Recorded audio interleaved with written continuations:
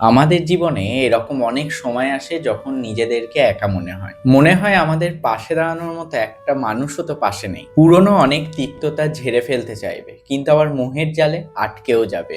একটা সময় গিয়ে মনে হবে আর কিছুই যেন বাকি নেই, সবটাই তো শেষ। আর এই শেষ প্রান্তে আমাদের হাতটা ধরার জন্য যিনি দাঁড়িয়ে থাকেন, তিনিই তো শ্যামসুন্দরী মা। কারণ তিনি যে মা, আর মা কখনো সন্তানের হাত ছাড়তে পারে? আগামী 16ই মে মায়ের ফলহারিণী অমাবস্যার পুজো। সন্ধে 7টার সময় ঘিয়ের প্রদীপে অন্ধকারে মায়ের আরতি দর্শন করতে চাইলে একবার ঘুরে এসো। পারলে একবার মন থেকে মাকে ডেকেই দেখো না, দেখবে তিনি পাশেই আছেন।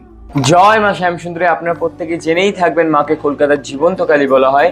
মা জীবন্ত এর প্রথম কারণই ভক্তরা যদি মায়ের কাছে কোনো মনের বাসনা বলে যেতে পারে, মা তাদের কাউকে কোনোদিনও কখনো ফেরায় না।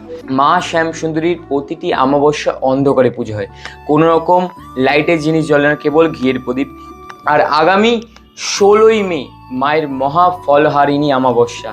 এই বিশেষ দিনে যদি কোনো ভক্ত মাকে দর্শন করে, তার জীবনের যত খারাপ ফল সব মা হরণ করে নেয়। তাই যারা যারা পারবেন আগামী 16ই মে মাকে দর্শন করার অবশ্যই চেষ্টা করবেন।